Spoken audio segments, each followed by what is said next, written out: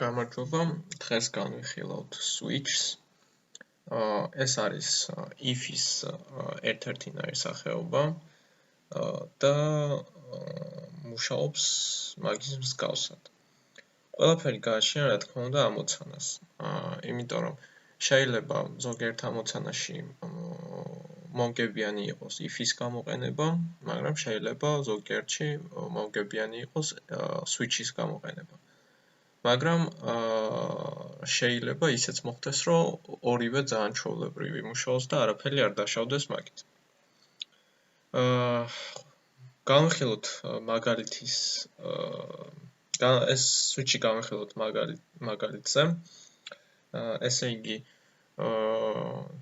ეგეთი ამოცანა მომხმარებელს თხოვთ შემოიყვანოს რაიმე რიცხვი და თუ ეს რიცხვი უდრის 1-ს, გამოიტანოს x-ი უდრის 1-ს, თუ ეს რიცხვი უდრის 2-ს, გამოიყენოს x-ი უდრის 2-ს და სხვა შემთხვევაში გამოიტანოს, თქვათ, შეცდომი x-ი არ ვიცი რა რიცხვია, ან რაღაც მსგავსი რამე. ესე იგი, გვჭირდება int ტიპის ცვლადი, x-ი. მომხმარებელს შემოვაყვანინოთ ეს x-ი. და ახლა, ჩვეულებრივ if-ით შევამოწმოთ. ჯერ გავმეხილოთ if-ით და მერე გადავაკეთოთ switch-ის მაგალითზე. ესე იგი, თუ x-ი უდრის 1-ს, მაშინ გამოიტანოს x-ი უდრის 1-ს და else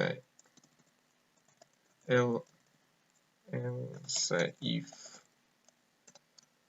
x-ი უდრის 2-ს, ოღონდ არ დაგვავიწყდეს აქ ორმაგი ფრჩხილები უნდა, ეს კინაღამ დამოვიწყდა. მაშინ გამოიტანოს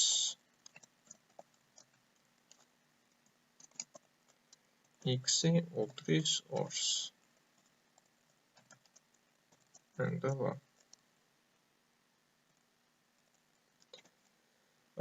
და უკვე ამ if-ის else-ზე, ანუ უკვე არც x-ი არც 1-ს უდრის და არც 2-ს უდრის, გამოიტანოს x-ი is unknown.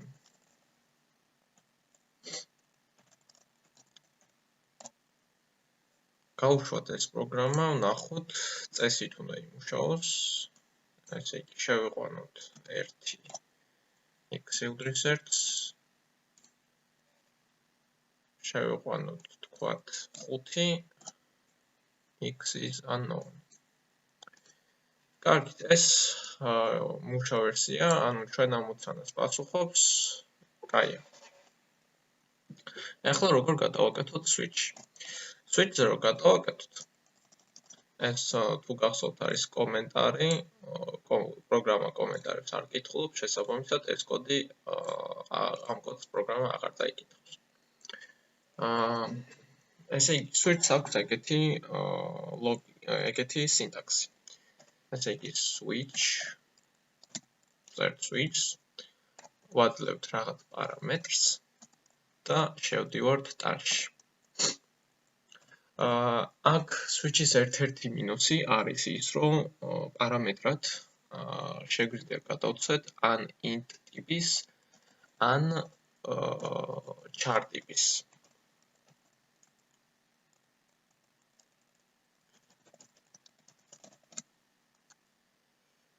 char-ი, როგორც გახსოვთ, არის სიმბოლოები, int-ი არის მთელი რიცხვები. გადავცეთ x-ი და ახლა switch-ის ტარში განვიხილავთ ეგეთ რაღაცას. ვწერთ case 1, 2 წერტილი და შეგვიძლია ეს გადმოვაკეთოთ. გადმოვაკოპიროთ პირდაპირ. და აუცილებლად break. უნდა აქცენტო. უცებ ჩამოვწერ და ხაზ-ხაზს ავხსნი რა არის.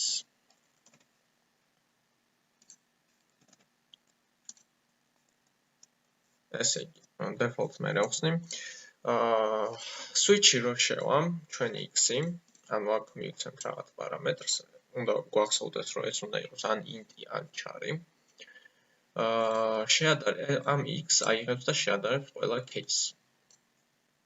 აქ უნდა გვეწეროს ის, რასაც უნდა შეადაროს ჩვენი შეყვანილი ცვლადი. ესე იგი, თითოეულ case ჩამოყვება, ყველა case, აქ შეიძლება შევზღუდავი რაოდენობის case-ი გქონდეს, შესაბამისად ჩამოყვება ყველა case და შეადარებს ამ x ამ ყველა case.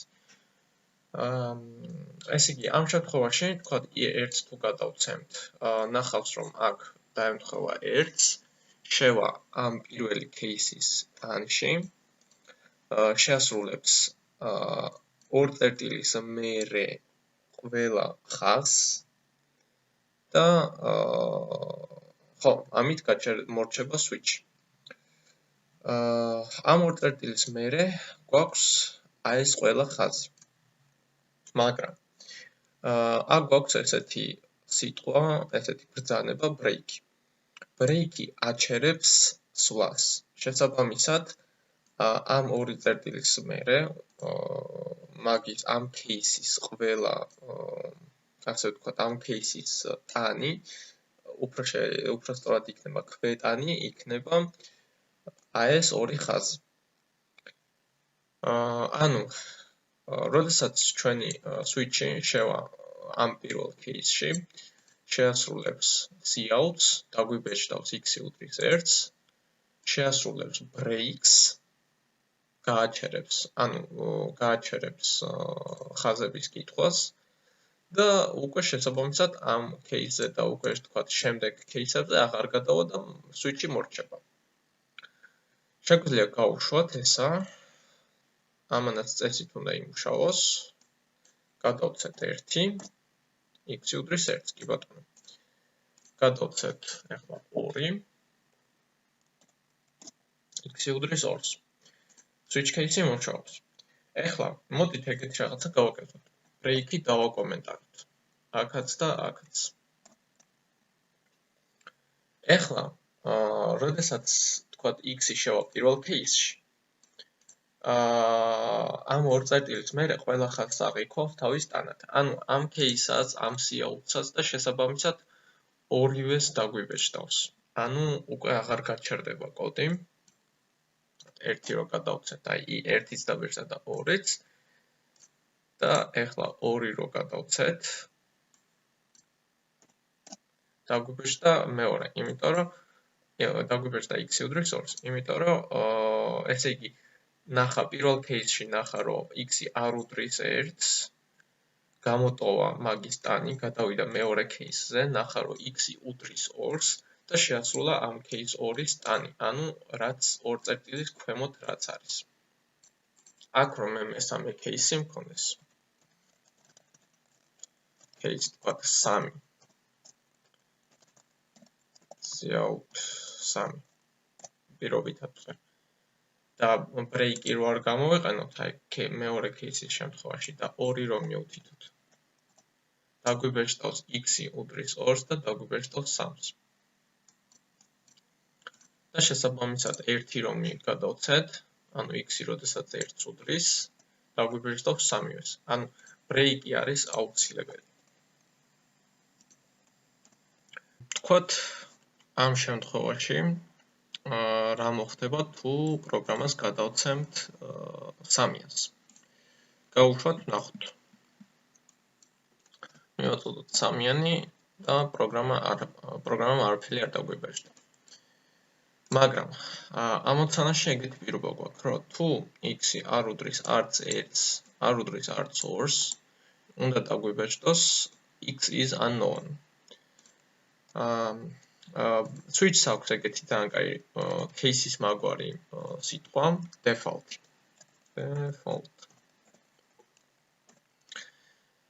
ესეც ერთ-ერთი case-ია, ოღონდ იმ შემთხვევაში იმუშავებს default-ი, თუ x-ი არ უდრის არც ერთ case.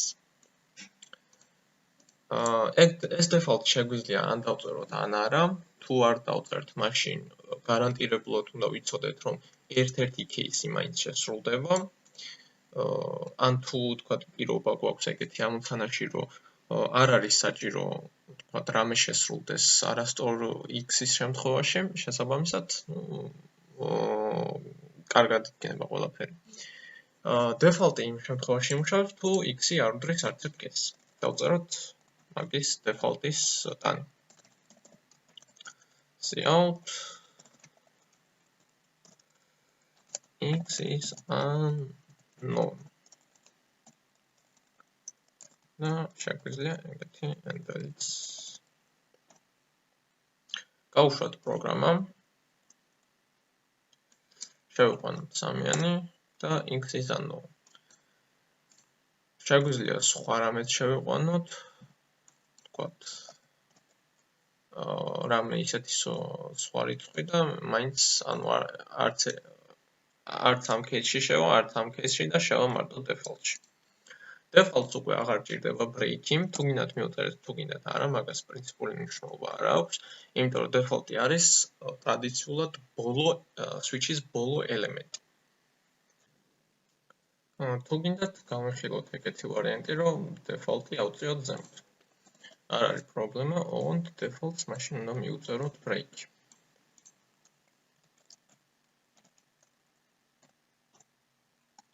გავუშვათ პროგრამა და ვნახოთ. გადავცეთ რამე, თქვათ 5.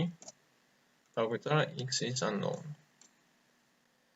ანუ მიუხედავად იმისა, რომ default-ი არის პირველი ელემენტი, მან ნახა, რომ x-ი არც ერთ case არ უდრის და შესაბამისად დაგვიბეჭდა ეს default. ანუ default-ი მუშაობს, case-ები მუშაობს, მაგრამ მაინც უფრო ლამაზია, როდესაც default-ი წერია ბოლოს. კარგით,